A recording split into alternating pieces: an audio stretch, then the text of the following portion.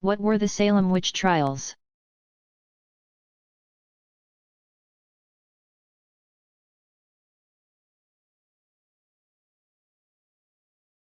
A series of trials in Salem, Massachusetts, in 1692, the proceedings against 200 people accused of witchcraft became allegory for searching out or harassing anyone who holds unpopular views. Indeed, the 19 hangings that resulted from the witch hunt provide students of history with a cautionary tale about the hazards of mass hysteria. In the 17th century, people widely believed in witchcraft and that those who wielded its supernatural power could perform acts of ill will against their neighbors. Courts somewhat regularly heard cases involving the malice of witches. Before the notorious trials of 1692, the records of colonial Massachusetts and Connecticut show that 70 witch cases had been tried, and 18 of the accused were convicted. But nothing had reached the scale of the 1692 witch hunt. In January of that year, the daughter and niece of a Reverend Samuel Parris began exhibiting strange behavior. Upon examination by a doctor, the conclusion was that the young girls, ages 9 and 11, were bewitched. Compelled to name those who had bewitched them, the girls named a Carib Indian slave who worked in the minister's home, and 2 other women, one a derelict and the other an outcast. They were arrested. Hearings were held and others were accused, including upstanding members of the community whose only crime seemed to be their opposition to Reverend Parris. Members of his congregation became corroborative witnesses. By May, jails in Salem and Boston were filled with suspected witches awaiting trial. The court, now with a docket of some 70 cases, convened on June 28. Through the summer months and into September, 50 of the accused confessed to practicing witchcraft, 26 were convicted, and 19 were executed. The colonial governor of Massachusetts became alarmed by the number of convictions. He ordered the Salem court to disband and commenced hearings of the remaining cases in a superior court. Of 50 still accused, the court indicted only 23. Of these, there were only 3 convictions, all of which were overturned. In 1693 the colonial governor pardoned those whose cases were still pending and declared that witchcraft was no longer an actionable offense.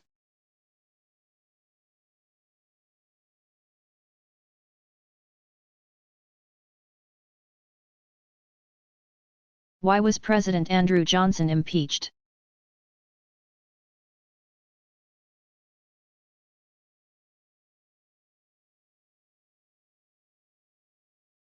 In late February 1868 9 articles of impeachment were brought against Andrew Johnson over political and ideological differences between the President and Congress.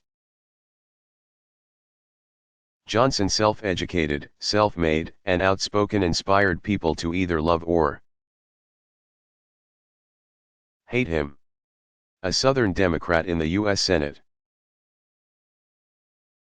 he broke bonds of home and party when he swore allegiance to the Union after the outbreak of the Civil War, 1861–65. This he did because of his strong personal belief that the Southern states had violated the U.S. Constitution when they seceded from the Union. Soon this Tennessean and former Democrat shared the Union Party ticket with Republican Abraham Lincoln. 1809 to 1865, as he ran for re-election to the presidency in the fall of 1864. Inaugurated in March. Vice President Johnson became President Johnson that fateful mid-April day when Lincoln was shot as he sat watching a play at Washington, D.C.'s Ford's Theater. But Johnson's troubles had already begun. As he and Lincoln took the oath of office in March, Johnson appeared to be drunk. Some attributed this to the fact that he was recovering from typhoid fever. But one journalist labeled him a drunken clown, and a group of senators began calling for his resignation. Lincoln met with his vice president for the first and what would turn out to be the last time on April 14, just hours before Lincoln's life was claimed by assassin John Wilkes Booth, 1838 to 1865. As president, Johnson's true colors shined through. Again allegiant to his homeland, his policies toward southern states were lenient. Ever class-conscious, he used the power of his office to demonstrate to the southern aristocrats, whom he openly despised, just how far a poor man from North Carolina had come, as a states' rights advocate. He was ever watchful of any congressional bills that might impinge upon the freedoms of the individual states. And as a racist, he proved reticent to grant rights or protection to blacks. All of these traits combined to create sticking points between Johnson and Congress. In February 1866, Congress voted to extend the life of the Freedmen's Bureau, a War Department agency that assisted blacks and whites. But Johnson vetoed the measure, and Congress was unable to overturn his veto. Later that year, Congress passed the Civil Rights Act of 1866, a bill that extended citizenship to freed slaves and guaranteed them equal protection of the laws. Believing this piece of legislation overstepped the boundaries of central government, he felt this sort of lawmaking was up to each state. He again vetoed it. But this time Congress mustered the votes it needed to overturn a presidential veto. It was the first of many veto overrides during Johnson's administration. Feeling Johnson was ill-equipped to run the nation, Congress moved its meeting time so that it could keep an eye on the executive branch. Meantime, Congress was guiding Reconstruction policy. The southern states were being run by their military administrators, reporting to General Ulysses S. Grant. 1822 to 1885, in 1867 Congress passed a law, the Tenure of Office Act, preventing the President from removing any cabinet member without Congress's permission. By this time, Congress has already begun to consider whether Johnson ought to be impeached. That fall, President Johnson pardoned many Confederate generals and officials, further raising the ire of Congress and the nation. Johnson's popularity was waning. The following February,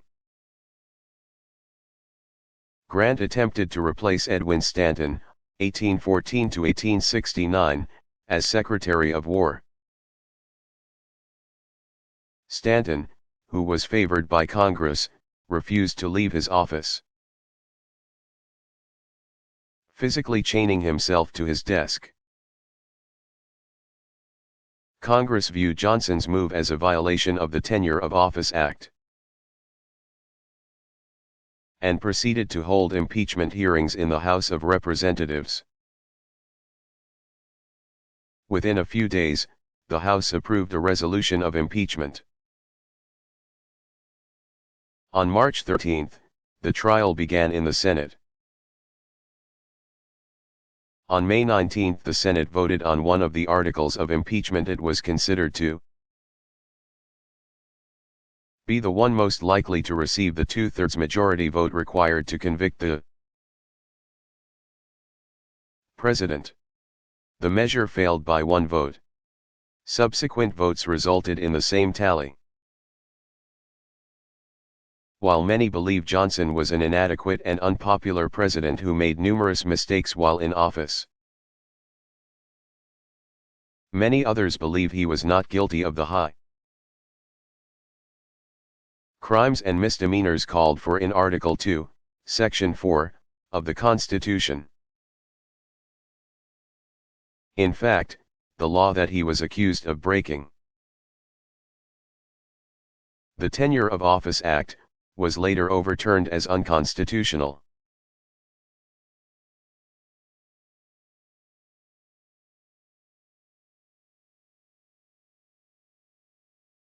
What does laissez-faire mean?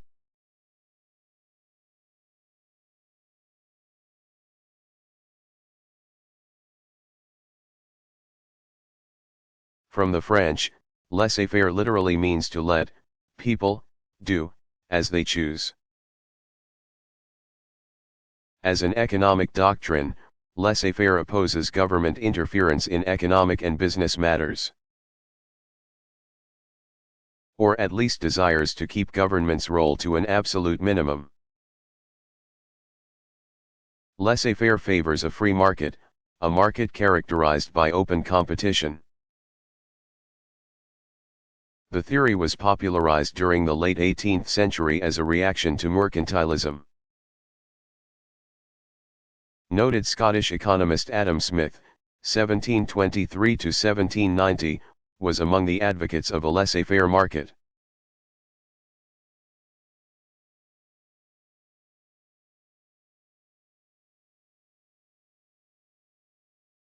Which U.S.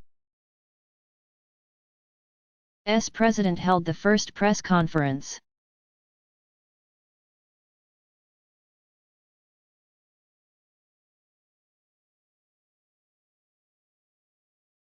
President Woodrow Wilson, 1856–1924.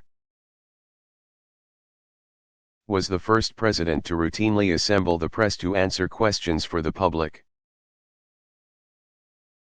On March 15, 1913, shortly after his inauguration, he called the first presidential press conference. More than 100 news reporters attended the event. Decades later, President John F. Kennedy, 1917–1963, became known for his frequent use of the televised press conference to directly communicate with Americans.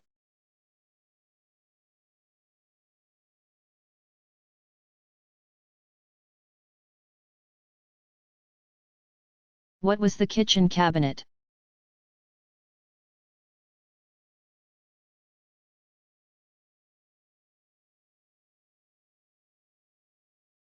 It was the name given to President Andrew Jackson's unofficial group of advisors, who reportedly met with him in the White House kitchen. The group included the then Secretary of State Martin Van Buren, 1782–1862, who went on to become vice president, during Jackson's second term, and president from 1837 to 1841, F.P. Blair.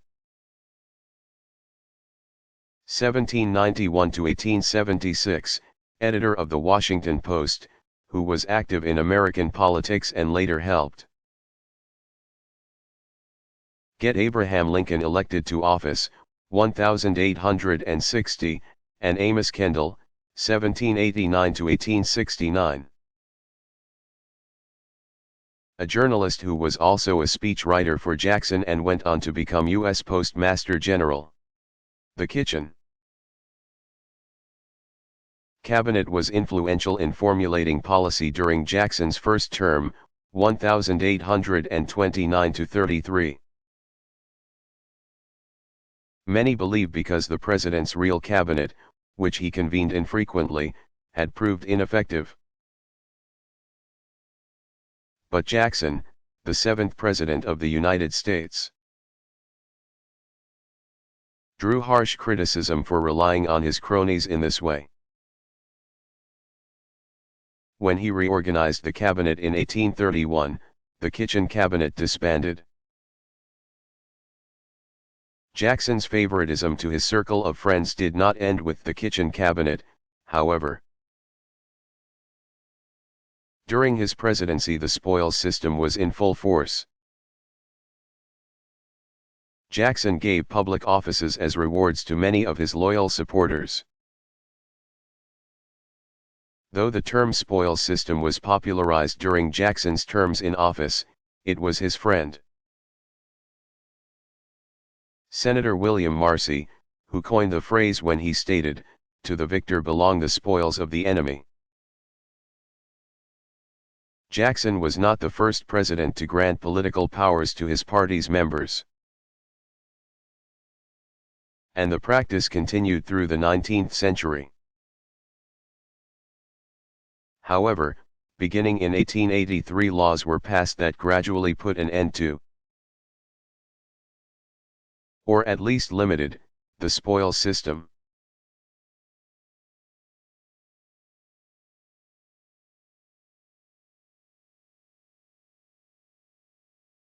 What were the fireside chats?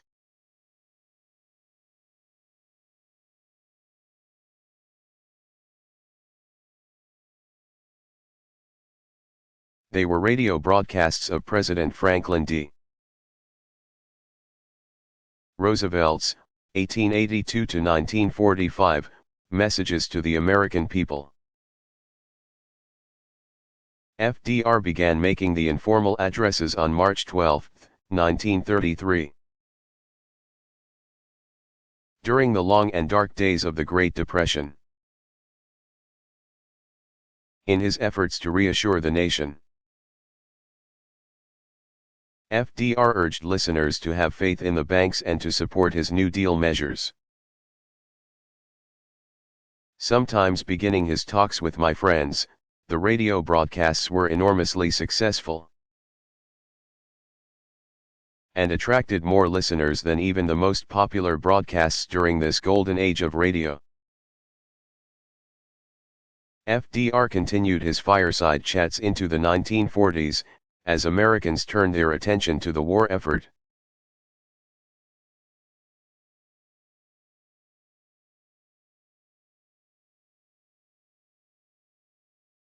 Why was Eleanor Roosevelt called the People's First Lady?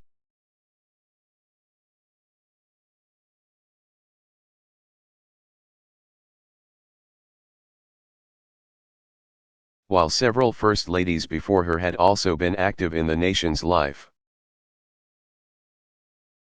Eleanor Roosevelt, 1884–1962, wife of 32nd President of the United States Franklin D.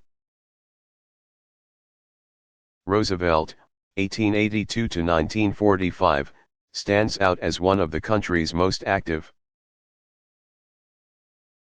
first ladies and as a woman of enormous accomplishment in her own right.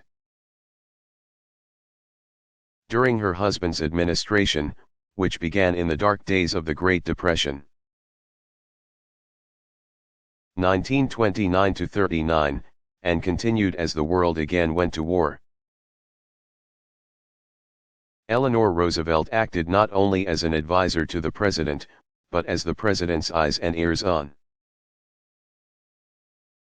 the nation, traveling in a way that his physical condition prevented him from doing. From the start, Eleanor Roosevelt remained in constant communication with the American people. She was known for her weekly press conferences, numbering some 350 by the end of the Roosevelt presidency, that were open only to women reporters. In 1934 she began a radio program, which became so popular that she was soon dubbed the First Lady of Radio. Beginning in 1936 she authored a daily column called My Day, which was syndicated to newspapers around the country. These forums gave the First Lady an unprecedented voice in American life, and gave Americans a clear understanding of their First Lady and her concerns. Concerned about the effects of the Great Depression on American children, she was instrumental in creating the National Youth Administration, which helped high school and university students complete their studies before joining the workforce. She was a champion of minority groups, declaring that the right to work should know no color lines and resigning from the Daughters of the American Revolution when the group refused to allow black singer Marian Anderson, 1897–1993, to perform at Constitution Hall. Eleanor Roosevelt was known for getting out among the people. She lectured frequently and made other public appearances in which she met and spoke face to face with the American people. A famous cartoon depicted a coal miner pausing in his work to exclaim, "For gosh sakes! Here comes Mrs. Roosevelt." During World War II, 1939–45, she made a remarkable 23,000-mile trip across the South Pacific, where she untiringly visited American GIs in field hospitals and on the lines. Mrs. Roosevelt was an advocate for the people, and it just so happened that she lived in the White House. A beloved First Lady who actively supported liberal causes and humanitarian concerns. She has been a model to subsequent First Ladies and women politicians and activists.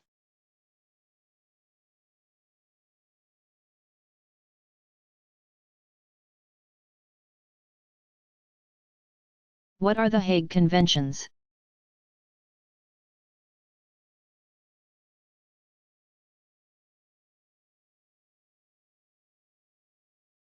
They are international treaties, 1899, 1907, covering the laws and customs of war.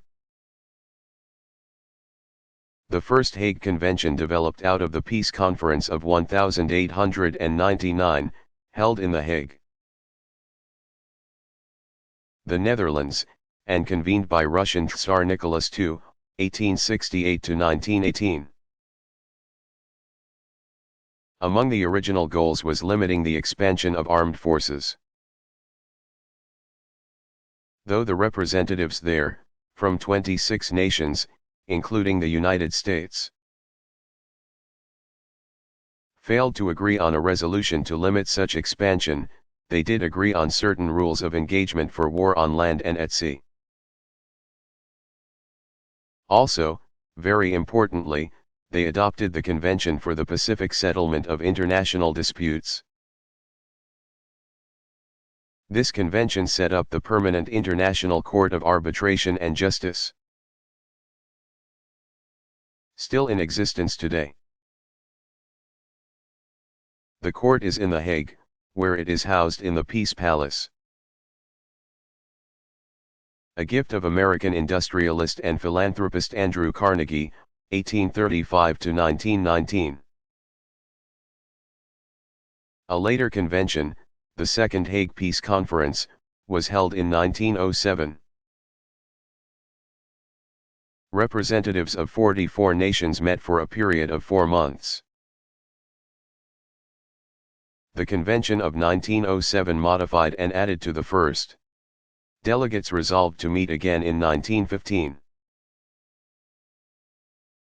But that conference was not held due to the outbreak of the First World War. The Hague Conventions were the forerunners of the League of Nations and the United Nations. How was the makeup of the U.S.?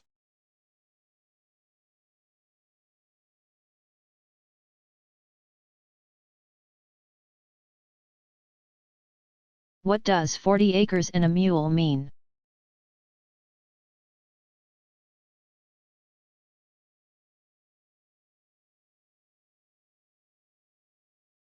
The term originated with Union General William T. Sherman, 1820 to 1891, toward the end of the Civil War. On January 16, 1865, in his march to the sea, the military advancement he led from Atlanta to Savannah, Sherman issued Special Field Order No. 15, which set aside a tract of land along the South Carolina, Georgia, and Florida coasts for the exclusive settlement of 40,000 freed slaves. According to the order, each black family was to be given a plot of not more than 40 acres of tillable ground, in the possession of which land the military authorities will afford them protection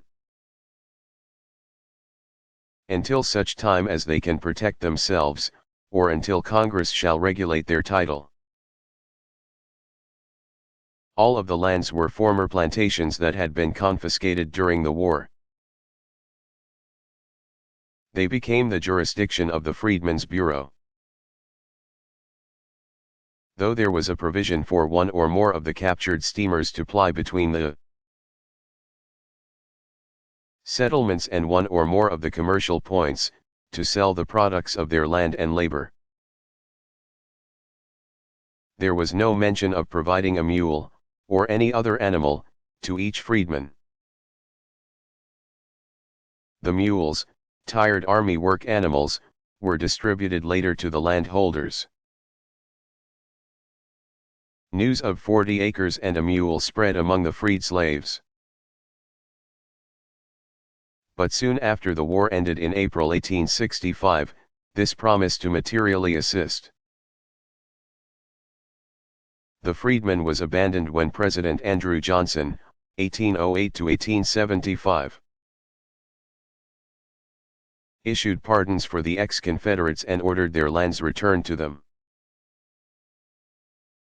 The somewhat obscure term 40 acres and a mule resurfaced in the 1990s and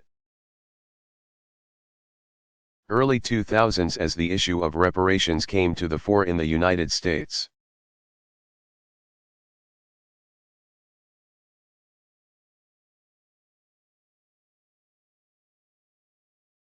What was the Reconstruction?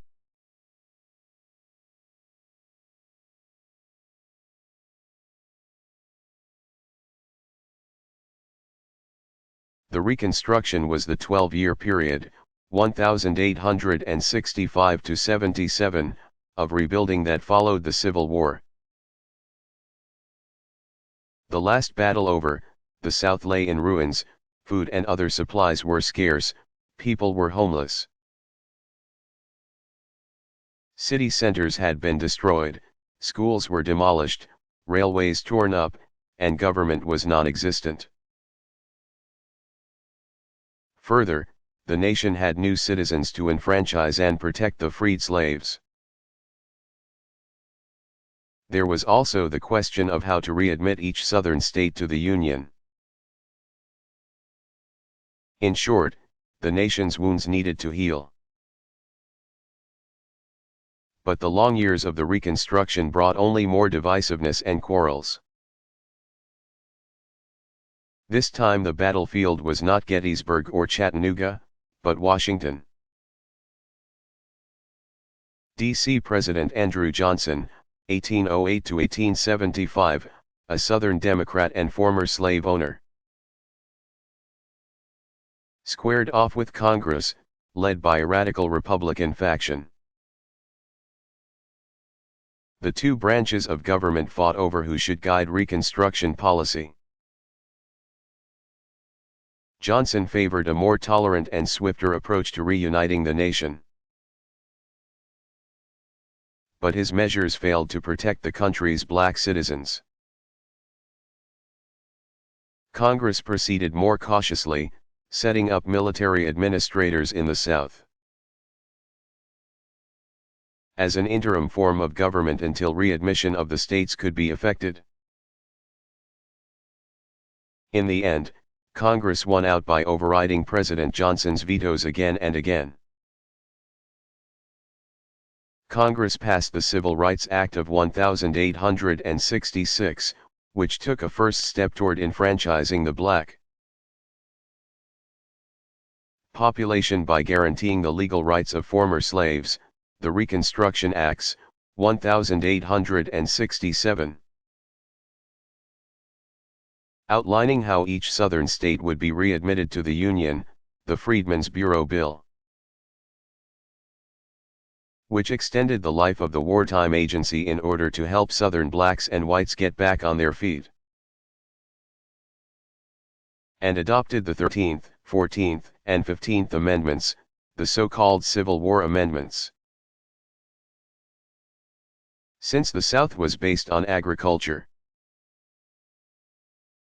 the economy slowly recovered, eventually becoming more industrial.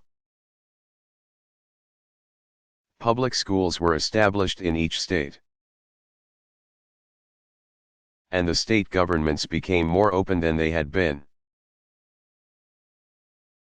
with more offices up for election rather than appointment. In addition, blacks were guaranteed the vote and the right to run for office. But there was resistance to all these measures, and the post-Civil War recovery was not smooth. Many historians believe that the controversy that ensued in the years that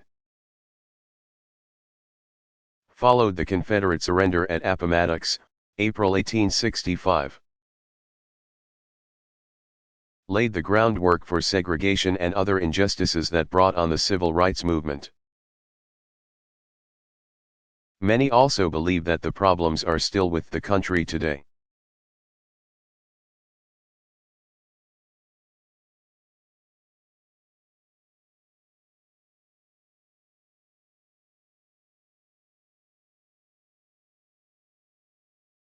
What was the Code Napoleon?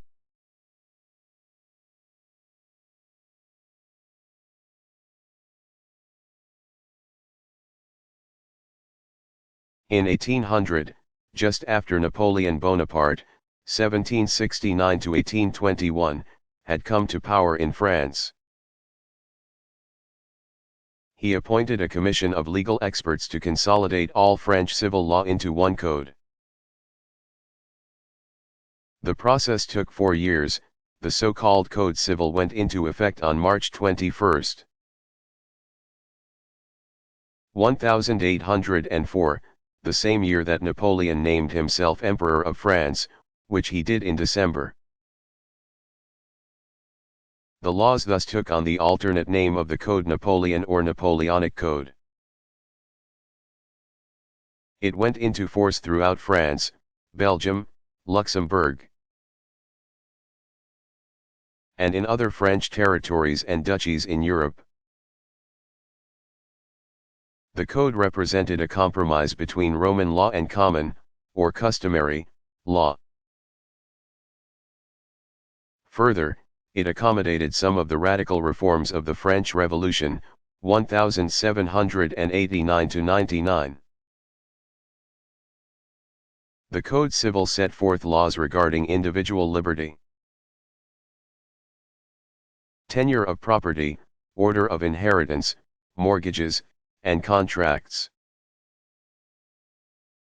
It had broad influence in Europe as well as in Latin America, where civil law is prevalent, as opposed to the common law of most English-speaking countries. Civil law judgments are based on codified principles, rather than on legal precedent. For example, under the Code Civil an accused person is guilty until proven innocent, as opposed to common law, which holds that a person is innocent until proven guilty.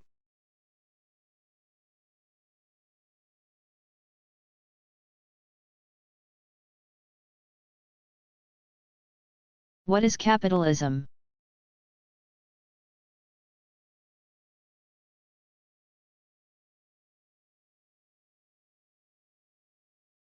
The cornerstones of capitalism are private ownership of property, capital goods. Property and capital create income for those who own the property or capital. Individuals and firms openly compete with one another, with each seeking its own economic gain. So that competition determines prices, production, and distribution of goods. And participants in the system are profit-driven, in other words, earning a profit is the main goal. Capitalism is the antithesis of socialism. A theory by which government owns most, if not all, of a nation's capital. There is no pure capitalist system. National governments become involved in the regulation of business to some degree. But the economy of the United States is highly capitalistic in nature, as are the economies of many other industrialized nations, including Great Britain.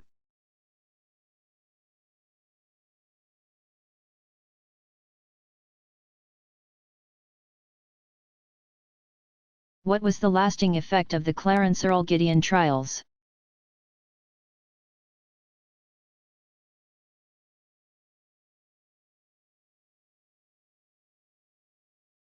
A 51-year-old drifter charged with burglary in Panama City, Florida, Clarence Earl Gideon had two trials.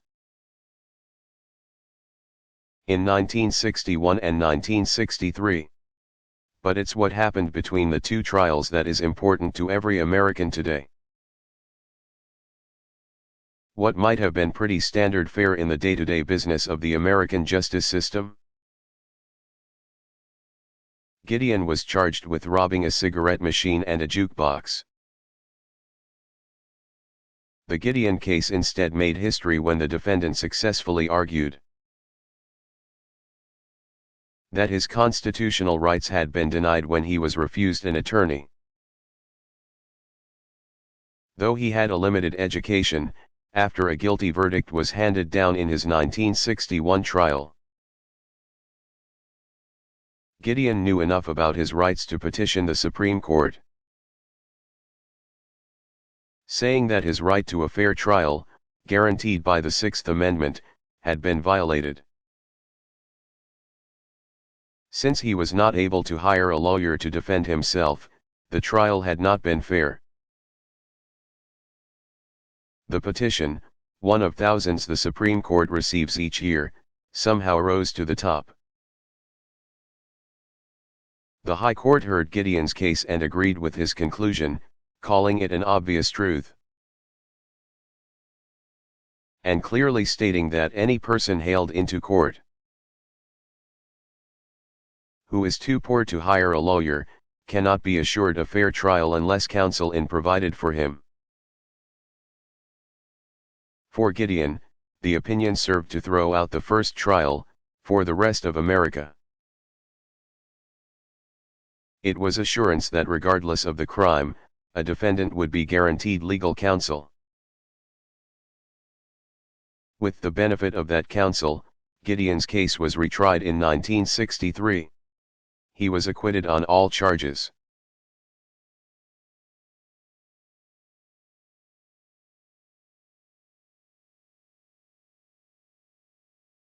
What was Teapot Dome?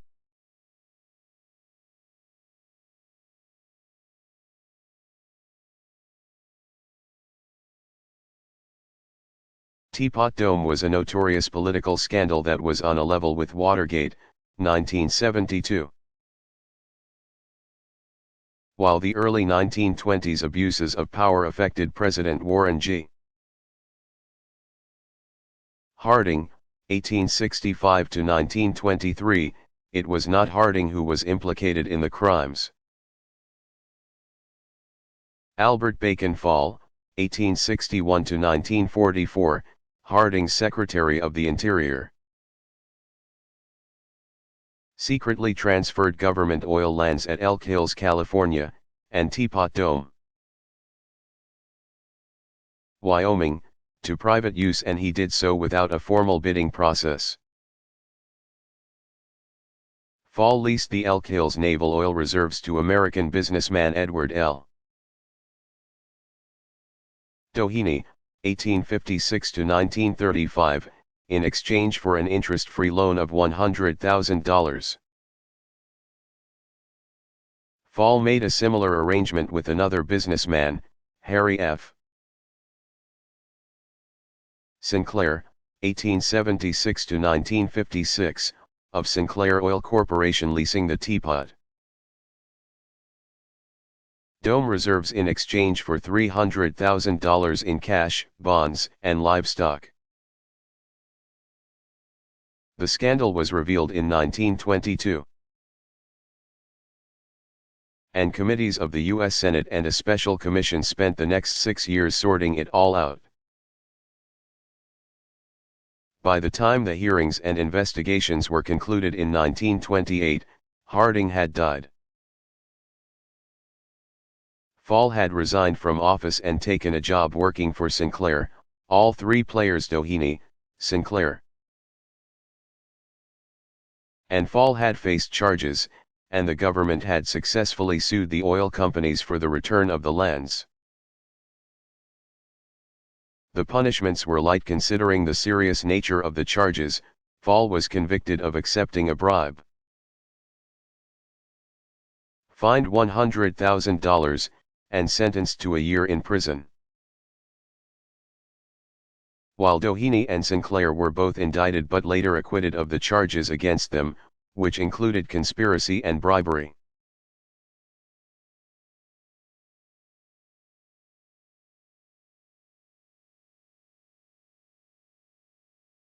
Were any 9/11 conspirators convicted?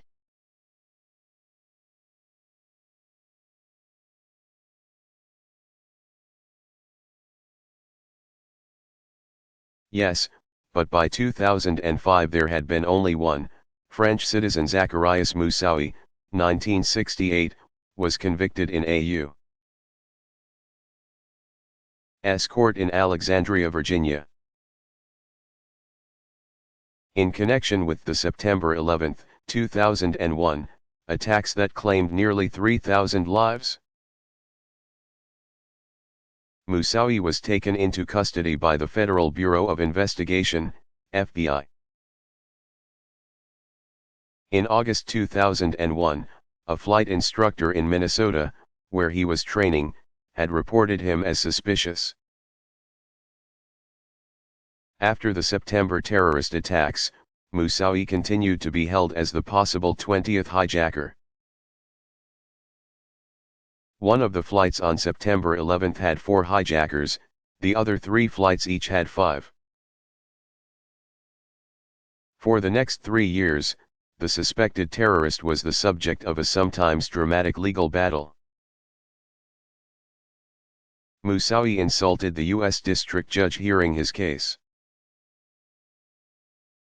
attempted to fire his lawyers, and pleaded guilty only to later change his mind. On April 22, 2005, the case came to close when Moussaoui admitted his guilt in front of a packed courtroom. His sentencing trial was set for 2006.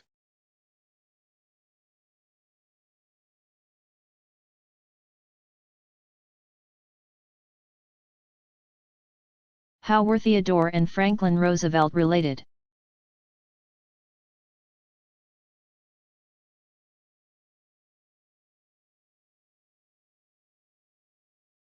The two men, among America's most well-known presidents, were distant cousins. Theodore Roosevelt, 1858–1919, was born in New York City, and after a career in public service that included organizing the first volunteer cavalry regiment that was known as the Rough Riders. The ardent outdoors enthusiast became vice president in 1901, when President William McKinley (1843 to 1901) died in office later that year. On September 14, Teddy Roosevelt succeeded him as president. He was elected in his own right in 1904 and went on to serve until 1909. Spending nearly 2 full terms in the White House. Teddy Roosevelt was President of the United States when he walked his niece, Eleanor Roosevelt, 1884 to 1962, down the aisle on March 17, 1905. The young woman was marrying her distant cousin Franklin Delano Roosevelt, 1882 to 1945, who had been courting her since he entered college at Harvard in 1900. Franklin D. Roosevelt was born in Hyde Park, New York. Like his fifth cousin Theodore, Franklin went on to a life of public service,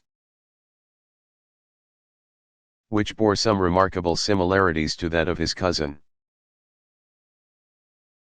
Both Theodore and Franklin served as Assistant Secretary of the U.S. Navy, 1897 to 98 and 1913 to 20, respectively.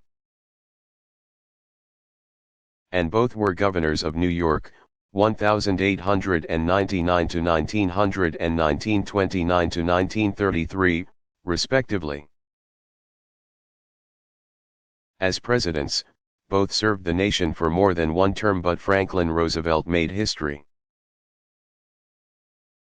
for being the only president to be elected for third and fourth terms.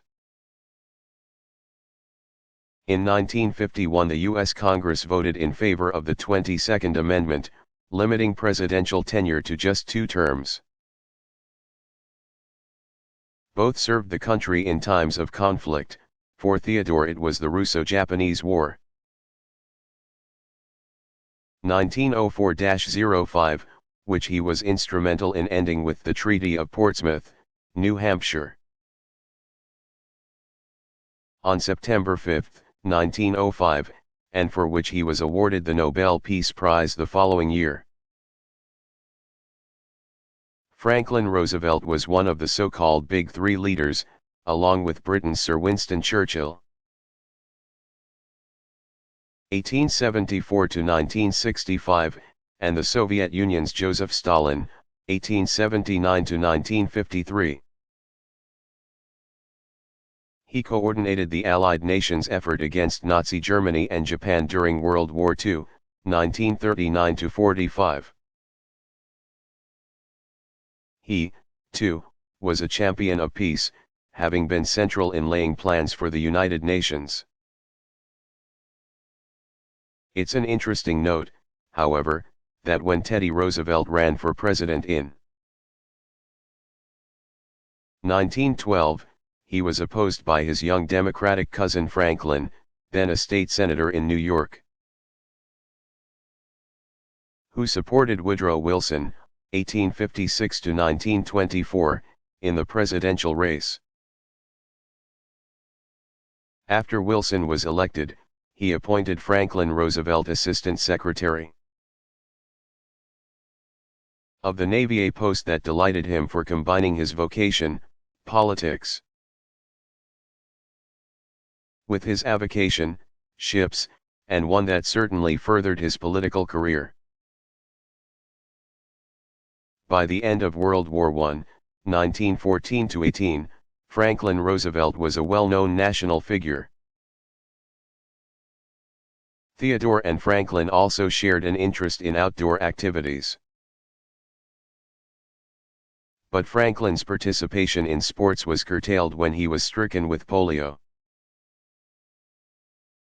in August 1921. The 39-year-old Roosevelt was paralyzed for a time, and though he later regained movement and was able to walk with braces, he never fully recovered. Through fierce determination he continued his life of public service, becoming president in 1933. He saw the country through two of its most trying periods, the Great Depression, 1929–39, and World War II, 1939–45. He died suddenly of a brain hemorrhage in April 1945.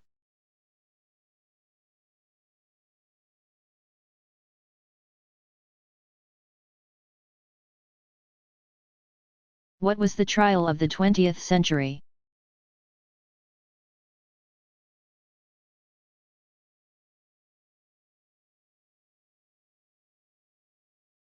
As the century drew to a close, American historians, legal experts, and the public considered which of the many trials hailed as the trial of the 20th century actually was. But the criteria used by each person varied. Some believed the most important trial was the most highly publicized. Others believed it was a trial in which the verdict affected everyone. Some thought it was a trial that most epitomized an era. And some believed the most important trial was the one that inspired the most public debate. Still others looked for a single trial that seemed to have it all. Notoriety, impact, reflections of society at large, and a controversial outcome. Among the courtroom dramas that were mentioned were, the 1907–1908 trial of Harry Thaw, 1871–1947. Whose lawyers went through two trials. The first ended in a deadlocked jury, to convince jurors that Mr. Thaw suffered from dementia Americans, a condition supposedly unique to American men, that had caused Thaw to experience an uncontrollable desire to kill a man who had had an affair with his wife. The case took innocent by reason of insanity to new heights. The well-to-do, Harvard-educated Thaw was declared not guilty. The 1921 case of Nicola Sacco, 1891–1927, and Bartolomeo Vanzetti, 1888–1927. Italian-born anarchists charged with and, amidst international uproar, found guilty of murder and robbery. So many people were convinced of the pair's innocence that demonstrations were mounted in cities around the world. They were executed in August 1927, but 50 years later Governor Michael Dukakis of Massachusetts signed a special proclamation clearing their names. The Bruno Richard Hauptmann, 1899–1936, trial of 1935. The German-born defendant was convicted of murdering the 20-month-old son of celebrated aviator Charles A. Lindbergh, 1902–1974, and his noted wife Anne Morrow Lindbergh, 1906–2001.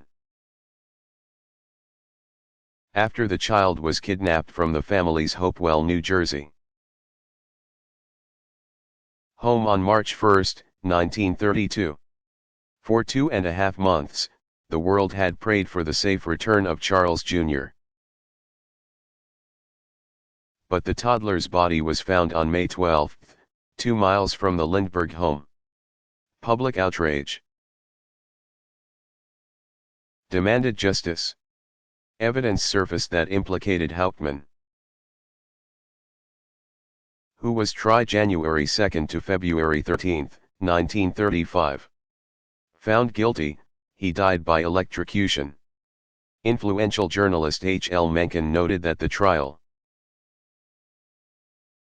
in which the conviction seemed to hinge on circumstantial evidence and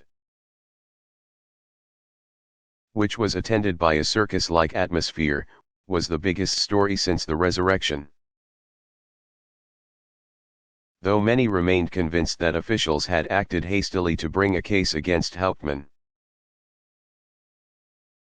and maintained that he'd been framed, efforts to clear his name continued to be denied into the 1990s. The 1931 to 1937 trials of the so-called Scottsboro Boys, 9 men, ranging in age from 12 to 20, who had been seized from several points along a 42-car train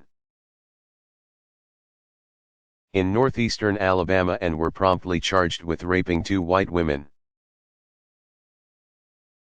Upon medical examination, the women showed no signs of having been raped or even of having had intercourse in the time frame in question.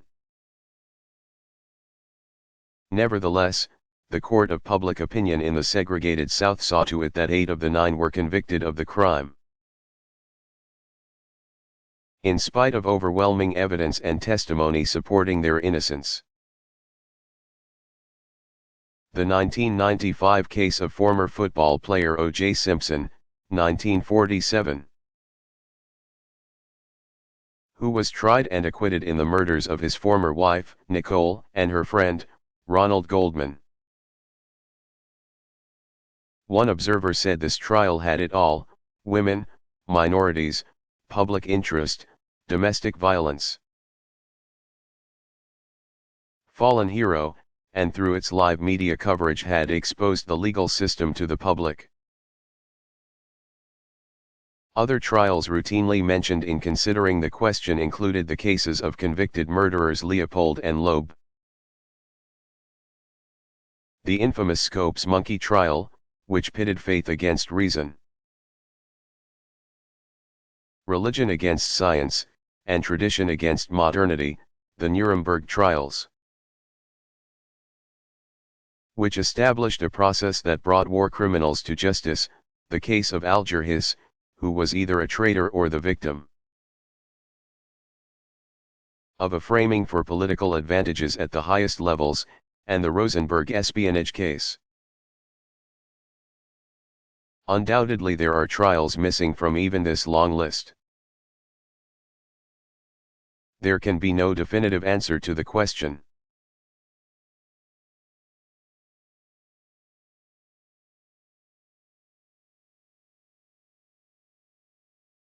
What was abscom?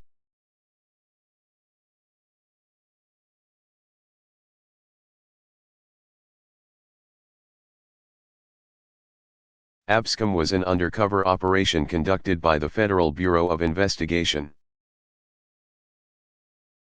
FBI, to ferret out corrupt government officials and prosecute them.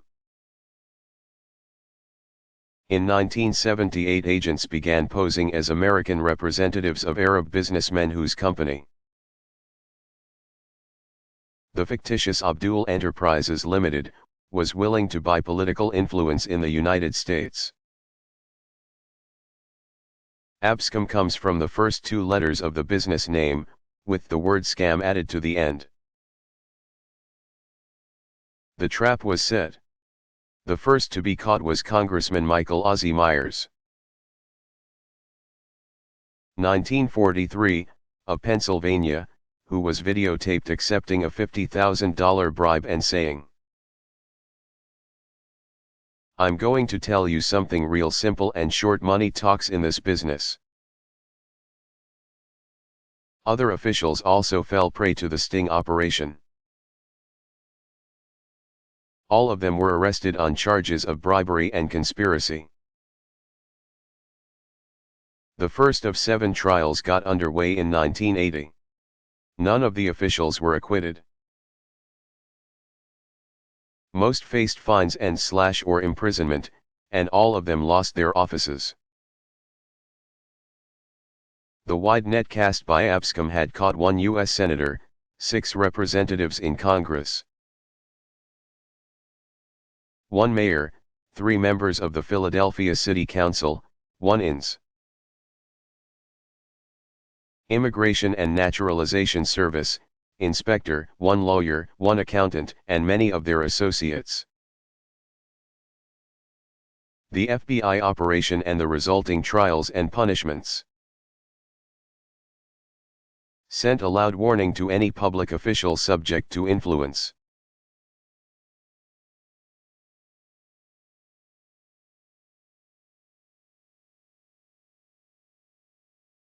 What is habeas corpus?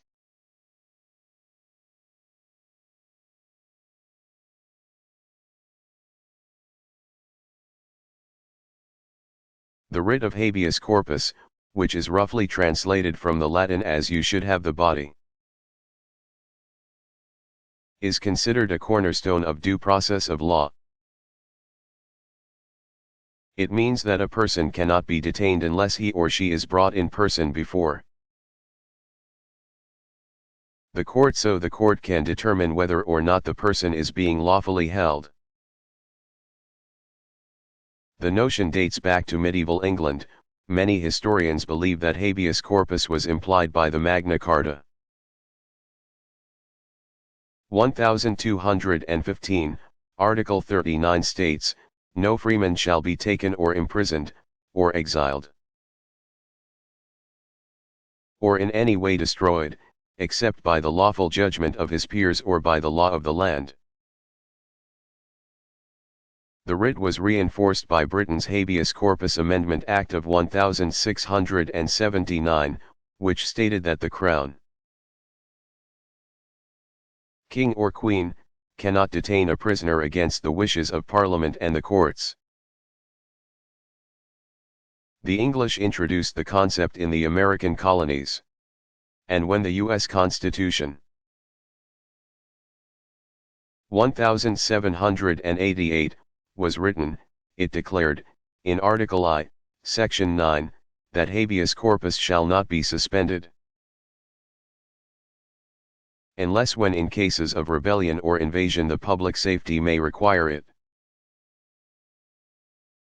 For example, during the Civil War, 1861–65, President Abraham Lincoln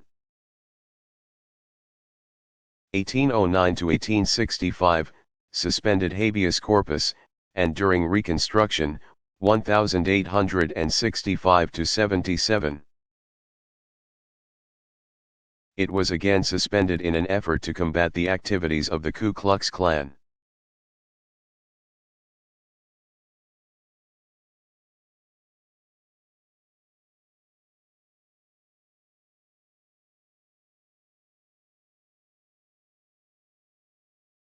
What are the Geneva Conventions?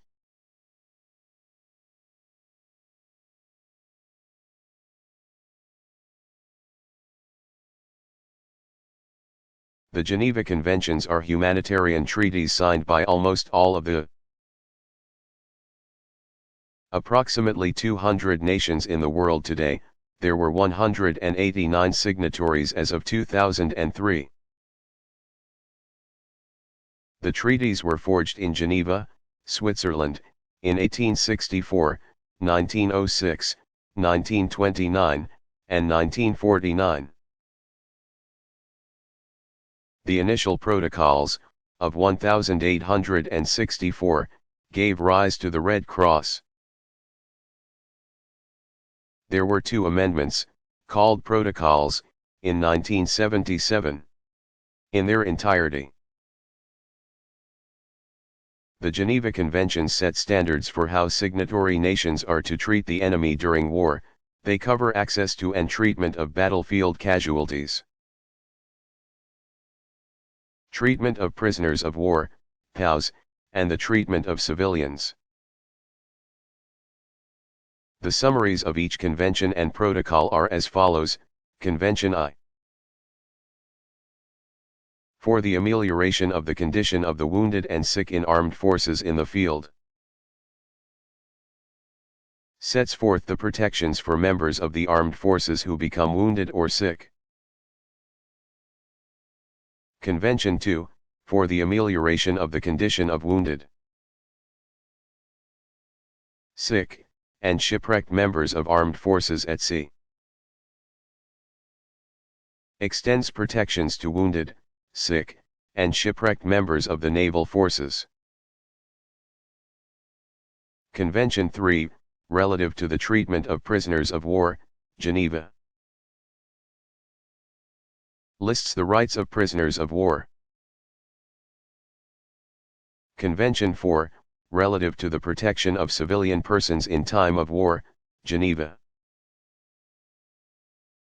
Deals with the protection of the civilian population in times of war. All four conventions were ratified as a whole in 1949. Protocol I. Additional to the Geneva Conventions of August 12, 1949, and relating to the protection of victims of international armed conflicts. Extends protections to victims of wars against racist regimes and wars of self-determination. Protocol II, additional to the Geneva Conventions of August 12, 1949. And relating to the protection of victims of non-international armed conflicts. Extends protections to victims of internal conflicts in which an armed opposition controls enough territory to enable them to carry out sustained military operations. The Geneva Conventions, along with the Hague Conventions, 1899, 1907, comprise much of what is called international humanitarian law, IHL. Because so many nations of the world have ratified both the Geneva Conventions and the Hague Conventions, they are considered customary international law, which means they are binding on all nations.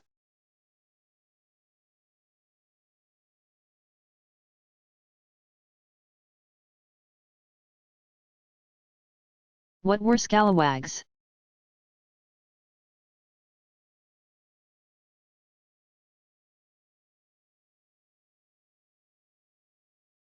Scalawags was a derogatory term used by white Southerners to refer to those white Southerners who supported or were sympathetic to the goals of the Republican lawmakers during Reconstruction.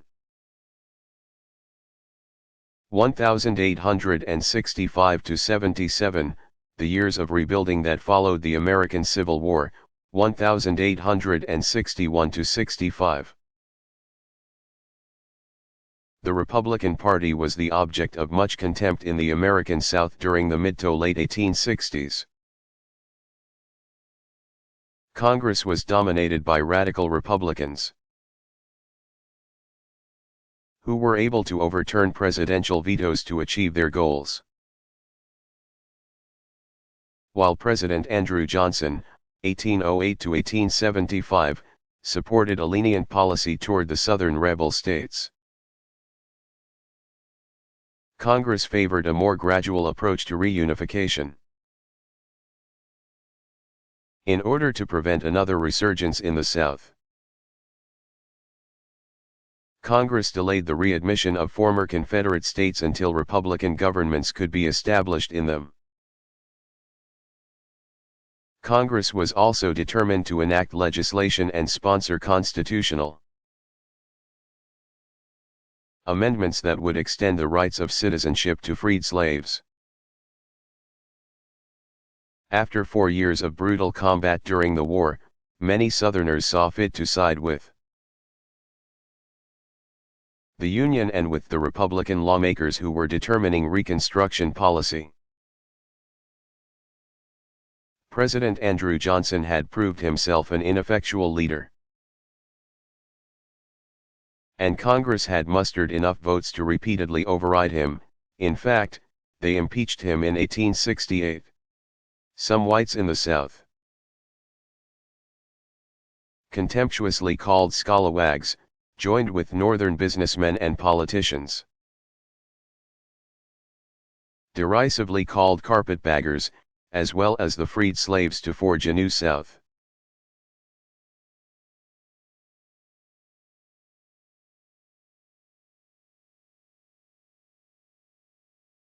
Supreme Court decided?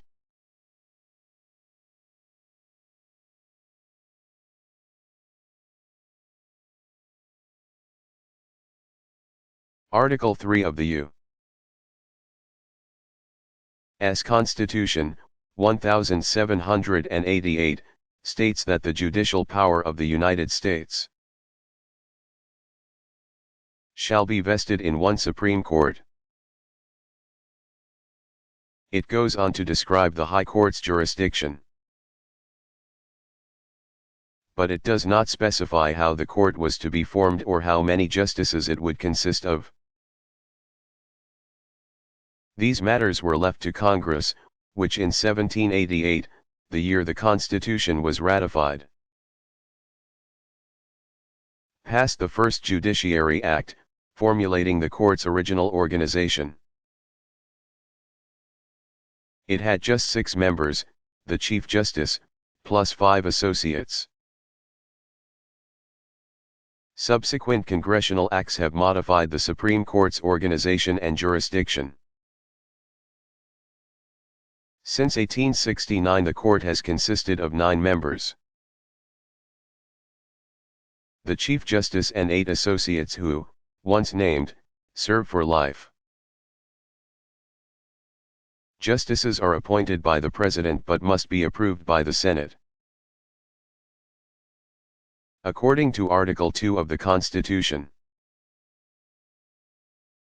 to avoid partisanship, Congress is prevented from lowering the salaries of any of the justices, and justices can only be removed from the bench by impeachment.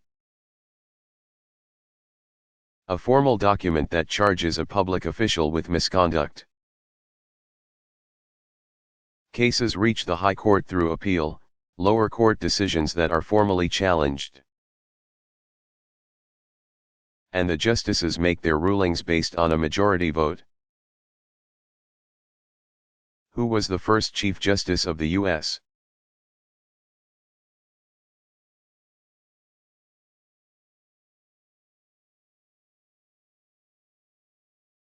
What was the Gang of Four?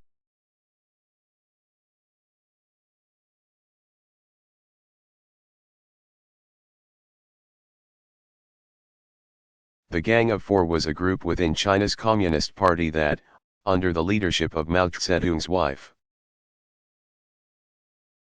Jiang Qing, 1914 to 1991, 21 years his junior,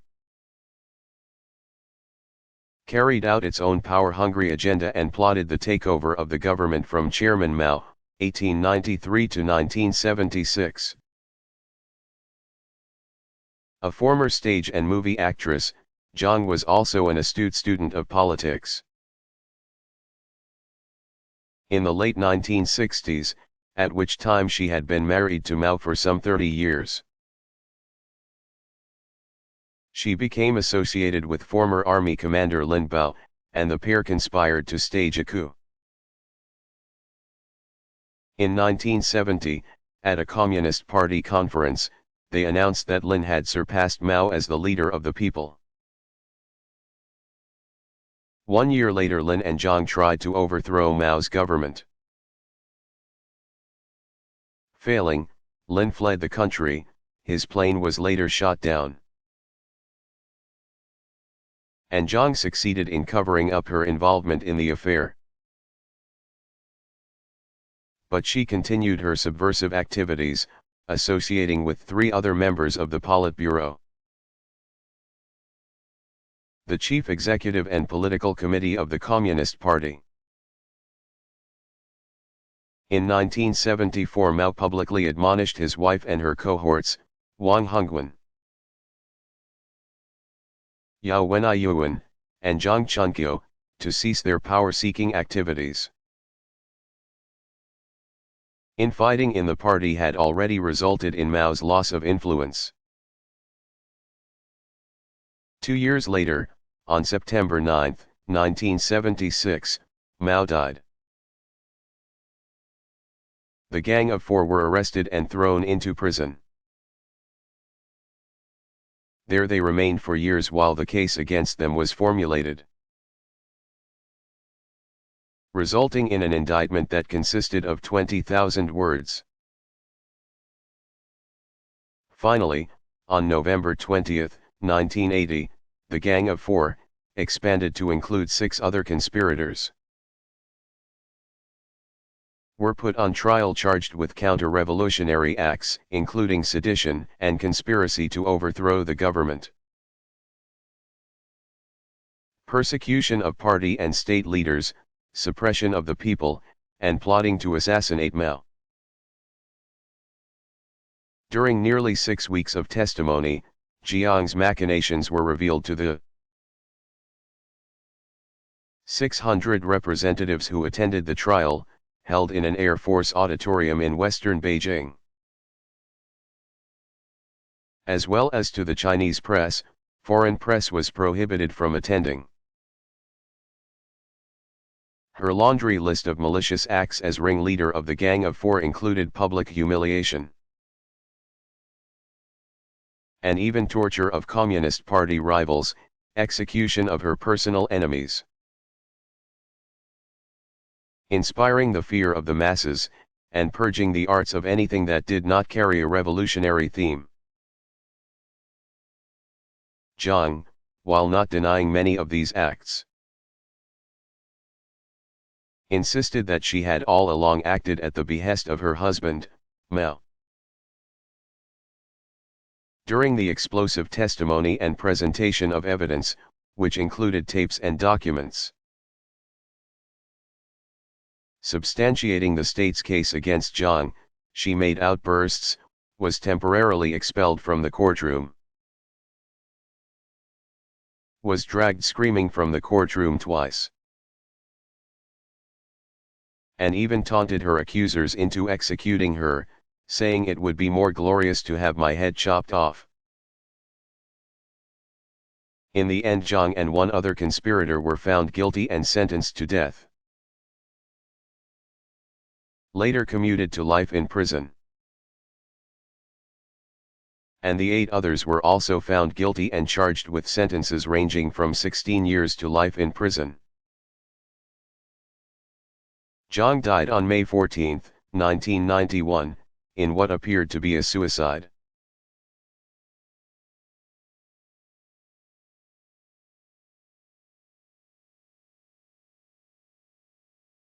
What is international law?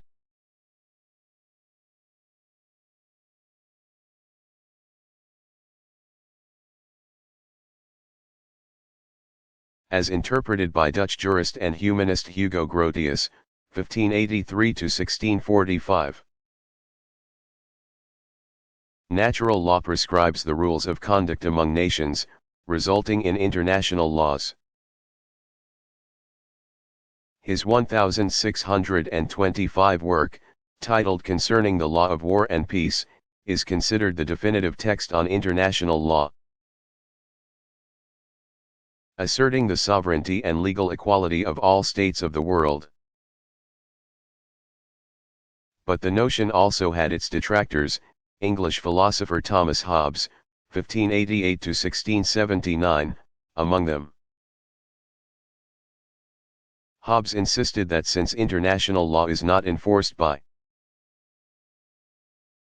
any legal body above the nations themselves, it is not legitimate. Since the 17th century, however, international law has evolved to become more than just theory. During the 1800s and early 1900s, the Geneva Conventions 1864, 1906, 1929, 1949, and the Hague Conferences, 1899, 1907, set forth the rules of war. Today, treaties, between two or among many countries, customary laws, legal writings, and conventions all influence international law, which is also referred to as the law of nations. Further, it is enforced by the International Court of Justice, a United Nations body, as well as by world opinion, international sanctions, and the intervention of the United Nations, apart from the International Court of Justice.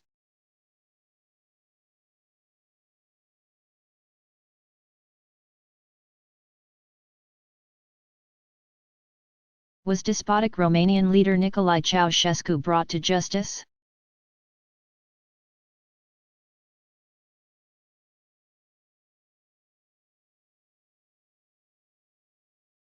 In the 1989 trial of Nicolae Ceausescu, 1918 to 1989, and his wife Elena, 1919 to 1989, justice may not have been served.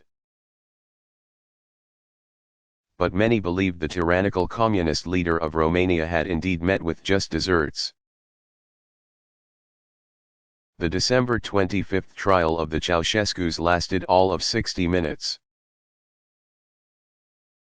55 minutes of questioning, to which the president's response was, "I do not recognize you, I do not recognize this court," followed by 5 minutes of deliberation. The court and judge were made up of the leaders in the popular rebellion that had begun December 16 when a pro-democracy rally attended by some 350,000 people ended in the Romanian armies and Ceausescu's secret police attacking unarmed demonstrators, killing several hundred men, women, and children. In demonstrations that followed, the Romanian army, long resentful of the privileged status enjoyed by the president's secret police, turned on Ceausescu's government, handing over automatic weapons to insurgents, whom they now joined in a popular uprising.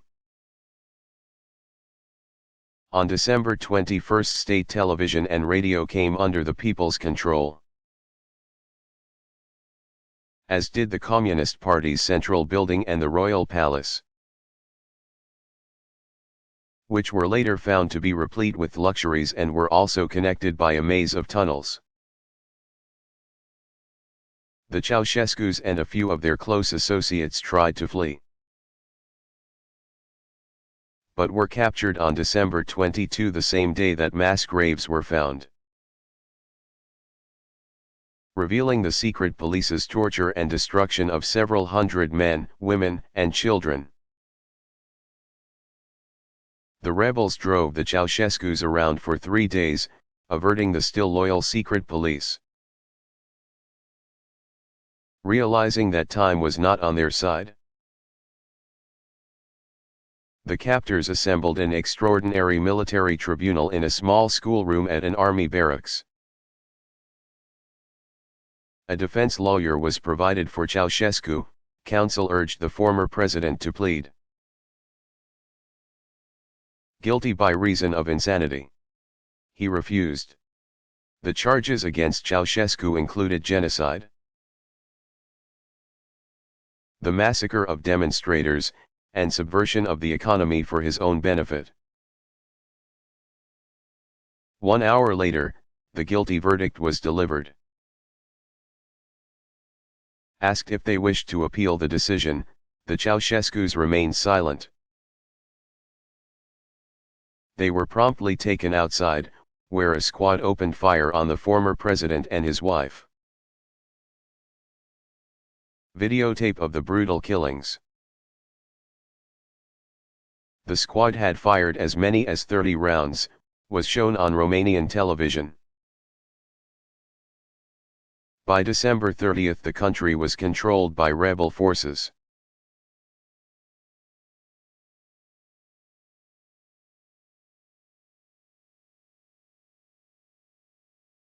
What were the sentences in the Beltway sniper cases?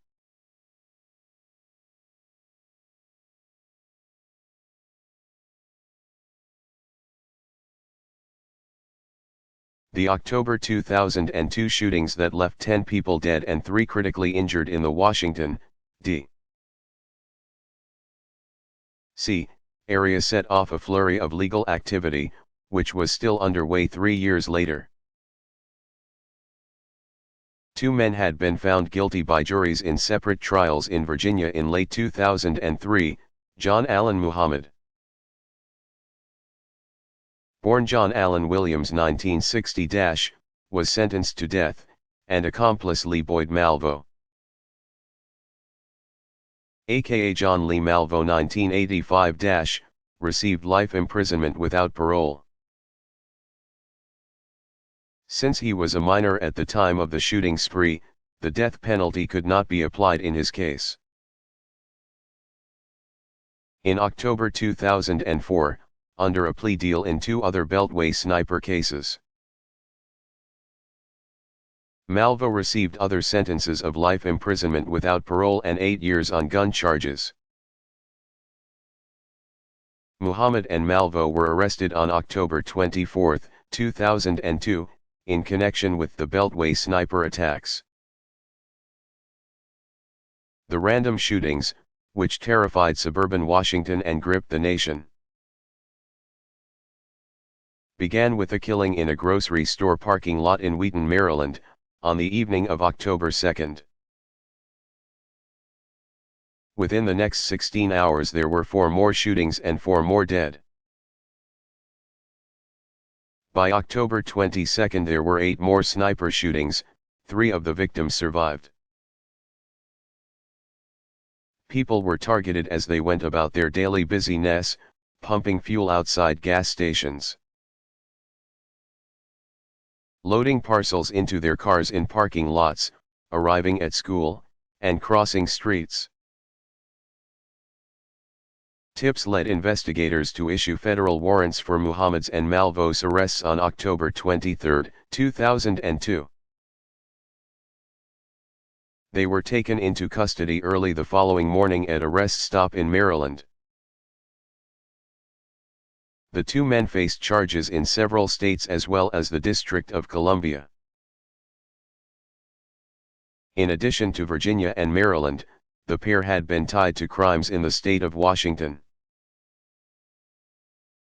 where their journey had begun, as well as in Louisiana, Alabama, and Georgia. In 2005, with Malvo behind bars for life and Malvo awaiting a death sentence, prosecutors still wanted the two tried in other cases, as insurance against reversals on appeals and as closure for the families of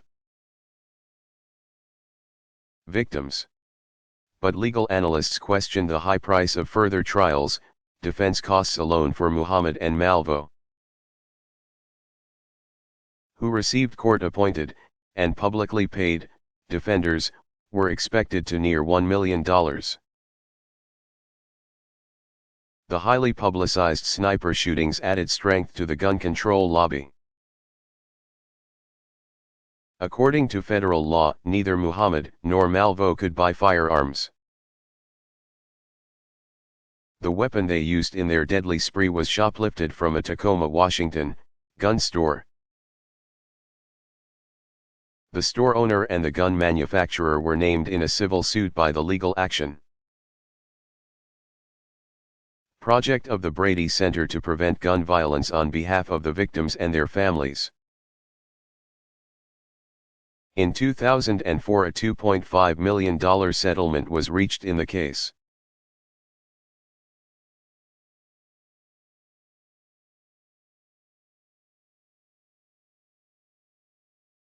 What is mercantilism?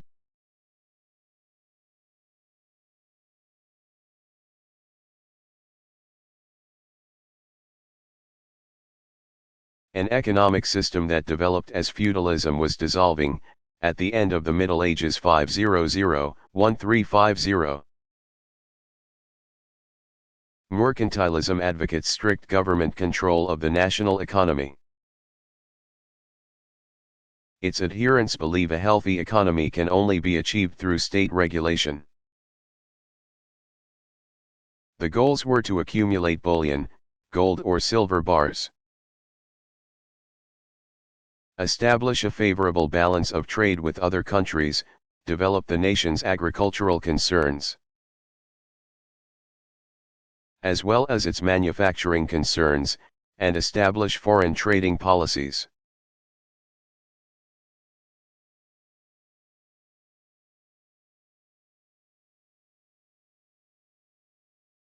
What is mercantilism?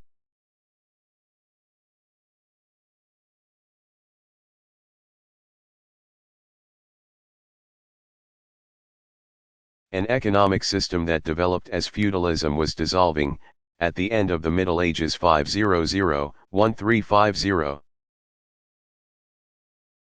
Mercantilism advocates strict government control of the national economy. Its adherents believe a healthy economy can only be achieved through state regulation. The goals were to accumulate bullion, gold or silver bars, establish a favorable balance of trade with other countries, develop the nation's agricultural concerns, as well as its manufacturing concerns, and establish foreign trading policies.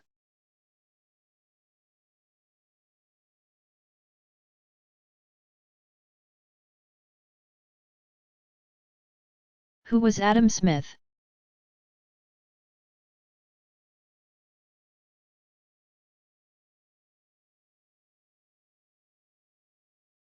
Scottish economist Adam Smith, 1723-1790, is popular with conservative economists today. Because of his work titled The Wealth of Nations, written in 1776, which proposes a system of natural liberty in trade and commerce, in other words, a free market economy. Smith, who was teaching at the University of Glasgow at the time, wrote, "Consumption is the sole end and purpose of all production, and the interest of the producer ought to be attended to, only so far as it may be necessary for promoting that of the consumer." The Wealth of Nations established the classical school of political economy but has been faulted for showing no awareness of the developing industrial revolution. While Smith advocated both free market competition and limited government intervention, he also viewed unemployment as a necessary evil to keep costs and therefore prices in check.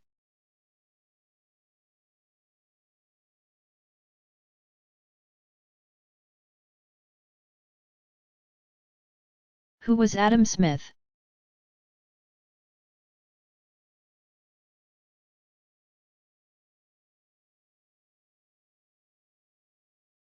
Scottish economist Adam Smith, 1723-1790, is popular with conservative economists today.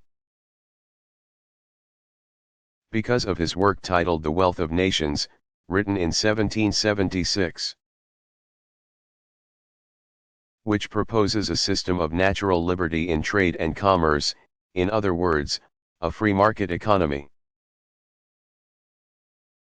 Smith, who was teaching at the University of Glasgow at the time, wrote, "Consumption is the sole end and purpose of all production, and the interest of the producer ought to be attended to, only so far as it may be necessary for promoting that of the consumer." The Wealth of Nations established the classical school of political economy but has been faulted for showing no awareness of the developing industrial revolution. While Smith advocated both free market competition and limited government intervention, he also viewed unemployment as a necessary evil to keep costs and therefore prices in check.